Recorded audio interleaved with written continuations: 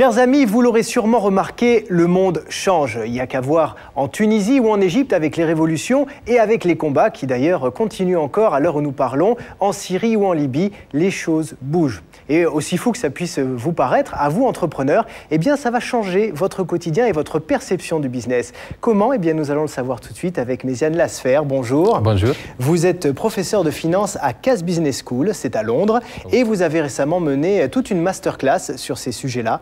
Vous allez nous expliquer en quoi ces soubresauts dans le monde arabo-musulman vont interférer dans la vie et vont changer un petit peu la vie des entrepreneurs français et occidentaux.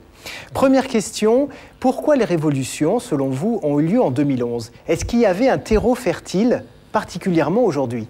Oui, la première cause, peut-être, c'est la crise dans les marchés financiers au niveau international. Donc là, peut-être, on ne les a pas sentis énormément. C'est la même chose en Angleterre ou aux États-Unis. Évidemment, il y a eu des gens qui ont perdu leur travail.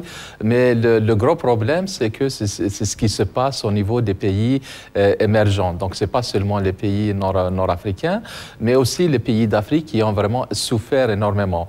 La première chose dans laquelle ils ont souffert, c'est l'augmentation des matières premières. Et la deuxième chose qui est prépondérante, c'est le manque de financement. Ces pays-là, s'ils n'ont pas de financement du Fonds monétaire international ou bien des banques internationales, et ils ne vont pas quand même, survivre. Alors pourquoi tout est parti du monde arabo-musulman? Ça aurait pu se passer n'importe où, en Chine par exemple, où la dictature est très forte, en Inde, aux Philippines. Pourquoi le monde arabo-musulman? Oui, mais il faut voir le niveau de développement. En Chine, quand même, le développement il est assez rapide. Il y a une grande croissance de à peu près 12%. Donc là, les gens ils sont en quelque sorte heureux, bien qu'ils n'ont pas peut-être une liberté d'expression, mais quand même, du point de vue économique, ce sont des pays émergents. Donc, on les appelle les BRICS, le Brésil, la Russie, la Chine et l'Inde. Donc, ces pays-là, c'est vraiment les pays du futur. Donc, les gens, ils ont plus d'opportunités et je pense que les pays maghrébins doivent, en quelque sorte, étudier comment est-ce que ces pays-là ont émergé vraiment de très, très bas. Par exemple, le Brésil, le taux d'inflation, il était énorme. Mais tout d'un coup, c'est devenu un énorme pays avec plein d'opportunités, etc.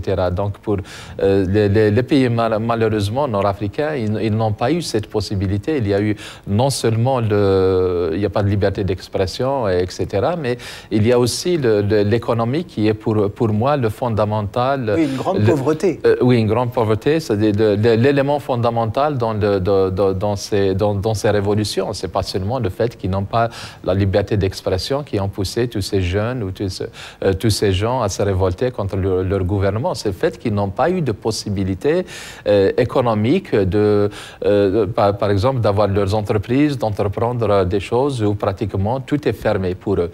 Ils ont des diplômes, ils sortent avec des diplômes, ils sont vraiment très capables d'entreprendre certaines activités, mais malheureusement, ils n'ont pas eu la possibilité. Il n'y a pas de possibilité, ils sont bloqués partout. Et la situation actuelle, alors on sait qu'en Tunisie, il va y avoir des élections, même si l'opinion internationale fustige un peu des violences qu'il y a encore. En Égypte, c'est un peu le statu quo aussi. En Syrie, en Libye, ça continue de se battre. C'est fragile quand même tout ça. Oui, effectivement, c'est très fragile. Pour moi, ce que je préconise, c'est pratiquement pour ces pays d'en profiter de la situation pour changer le champ économique. Parce que, comme j'ai dit avant, c'est le but de la révolution, c'est de changer l'économique, c'est pas seulement le politique. Vous voyez le cas de la Chine, par exemple. Ils n'ont pas la liberté d'expression, mais le fait que l'économique marche, il n'y a pas vraiment de révolte. Donc, ce que je préconise, c'est que pour ces pays-là nord-africains, vraiment de réfléchir à une sorte de charte pour l'économique, c'est-à-dire de dégager certaines politiques économiques qui ne vont pas changer, soit qu'il y ait un gouvernement ou un autre, ça ne va pas changer. C'est-à-dire on aura une charte qui va vraiment définir comment est-ce que les gens vont avoir une liberté d'entreprendre, d'avoir un marché concurrentiel et voir toutes les opportunités qui sont offertes à tout le monde, pas seulement les gens qui appartiennent à un parti ou un autre. Quand on est un chef d'entreprise français ou occidental en règle générale, en quoi ça peut toucher notre quotidien ? On peut se dire que tous ces événements qui sont assez loin quand même de la France peuvent rester là-bas et puis ça ne va pas nous toucher. Mais ce n'est pas le cas. C'est que ça change la vision de l'entrepreneur. Oui, certainement. C'est que premièrement, le marché, on ne peut pas juste parler d'un marché dans un pays particulier. La plupart des entreprises, elles sont multinationales. Donc, par exemple, les entreprises françaises, il y a eu pas mal qui sont implantées au niveau de la Tunisie. Donc, le fait qu'il y a cette révolution, ça a eu un effet, je crois, un grand effet sur ces entreprises, sur leur activité, sur leur rendement. Mais en même temps, ce que je pense, c'est que cette révolution, elle a créé des opportunités pour les entreprises et même pour les petits entrepreneurs ici en France pour vraiment s'instaurer dans ce pays qui est pratiquement émergent et il y a une croissance potentielle qui est énorme. Donc là, évidemment, il y a un risque maintenant, mais si, comme je vous ai dit avant, il y a des règles de jeu qui sont bien définies, au sens où il y aura une sorte de charte, une sorte de constitution économique, parce qu'on parle toujours de constitution politique, mais on n'a jamais parlé de constitution économique. Pour vous, l'économique doit passer avant le politique. Effectivement, c'est pratiquement ça qui prédomine. Comme on a dit le cas, par exemple, de la Chine. Oui, la Chine, c'est le cas le plus prégnant oui, là-dessus. Le politique, ça n'a rien à voir. Les gens, ils ont un parti, ils gouvernent, mais l'essentiel, qu'ils laissent ces gens-là travailler, faire vraiment construire leur pays et puis même exporter. La Chine, elle sera pratiquement la grande puissance du monde dans quelques années. Donc, mais c'est pas le politique qui a fait ça, c'est l'économique. Donc, si on a une constitution économique qui garantisse les droits des investisseurs, donc il y aura une gouvernance de ces compagnies. Il y aura aussi le juridique qui est très important. Donc, si je suis un investisseur français, pour investir en Tunisie, je dois avoir certaines garanties. Donc, en tant qu'entrepreneur, s'il y a ces garanties qui me seront données par cette constitution-là en Tunisie ou en Égypte ou ailleurs dans les autres pays maghrébins, je pourrais dès maintenant investir parce que je saurais que s'il y a un parti ou un autre après les élections, ça n'a rien à voir. Mais pour le petit entrepreneur, je pense à la TPE, le petit entrepreneur qui est tout seul chez lui et qui est son propre patron et qui regarde la télévision. En quoi ça va changer, lui, sa vie, tout ça ? Oui, je suppose que cet entrepreneur, il est en train de faire une activité pour exporter vers la Tunisie. Ça va avoir un effet énorme pour lui. Donc, même pour un petit entrepreneur, le marché maghrébin, c'est un grand marché. C'est-à-dire qu'on ne peut pas juste se limiter dans le marché français. On peut, dans certains cas, mais les entreprises, elles ne restent pas statiques. Il ne faut pas que je suis satisfait, j'ai un marché, je vends par exemple pour 100 000 € et puis ça y est, je suis satisfait. Non, les entreprises, elles sont créées pour avoir une croissance. Et cette croissance, elle peut être limitée si on se focus seulement sur un seul pays.